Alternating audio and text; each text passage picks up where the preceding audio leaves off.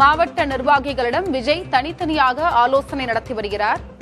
தமிழக வெற்றி கழகத்தினுடைய மாவட்ட செயலாளர்களை இறுதி செய்து இன்று அறிவிப்பு தொடர்பாக தமிழக வெற்றி கழகத்தினுடைய தலைவர் விஜய் கட்சி அலுவலகத்தில் ஆலோசனை செய்துள்ளார். குறிப்பாக ஏற்கனவே மாவட்டங்கள் வாரியாக மாவட்ட செயலாளர்கள், மாவட்ட பொருளாளர், மாவட்ட துணை செயலாளர், மாவட்ட இணை செயலாளர் என மாவட்ட பொறுப்புகளுக்கு தேர்வு செய்யப்பட்ட நிர்வாகிகளை தனித்தனியாக அழைத்து விஜய் நேரடியாக சந்தித்து அவர்களிடம் நேர்காணல் செய்து வருகிறார். குறிப்பாக இந்த சந்திப்பின் போது, இந்த நேர்காணலின் போது கட்சியினுடைய பொதுச் செயலாளர் ஆனந்தோ, அதே போன்று கட்சியின் பொருளாளர் வெங்கட்ராமன் ஆகிய எந்த முக்கிய நிர்வாகியும் அவரிடம் இல்லை. விஜய் தனியாக நிர்வாகிகளை சந்தித்து பேச விருப்பம் தெரிவித்ததன் காரணமாக கட்சியினுடைய பொதுச் செயலாளர் மற்றும் வெங்கட்ராமன் அந்த அறையின் வெளியே நிற்கிறார்கள்.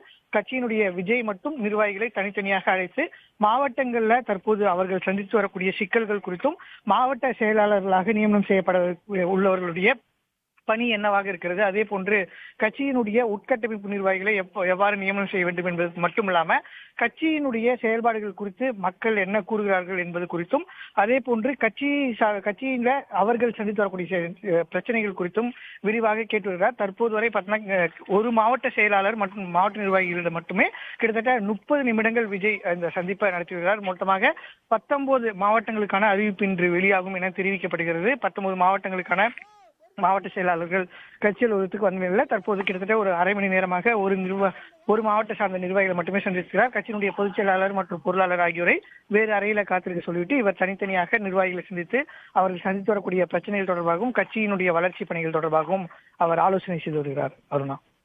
சந்தானம், இந்த ஆலோசனை கூட்டம் இன்னும் எத்தனை மணி நேரம் நீடிக்கும்? ஏதேனும் தகவல் உள்ளதா? நிச்சயமா ஒவ்வொரு மாவட்டத்திலையும் குறைந்தபட்சம் ஒரு 20 நிமிடங்களாவது அவர் பேசுவதற்கு திட்டமிட்டிருக்கிறார் தெரியுது. குறிப்பாக மாவட்ட செயலாளரிடம் அவர் நேரடியாக பேசவில்லை.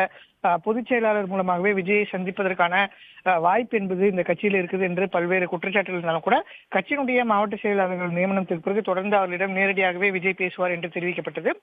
இந்த நியமனம் முன்பாகவே கடந்த டிசம்பர் மாதமே நம்மிடம் கட்சியினுடைய தலைமை சார்பாக மாவட்ட செயலாளர்களை விஜய் நேர்காணல் செய்துதான் அறிவிப்பார் அப்படின்னு தெரிவிக்கப்பட்டது. அதன் காரணமாக ஒரு 30 நிமிடம் ஒவ்வொரு மாவட்டமும் செய்றாங்க. இன்று மாலை வரை இந்த ஆலோசனை என்பது தொடரும் என்று தற்போது தெரிவிக்கப்பட்டிருக்கிறது.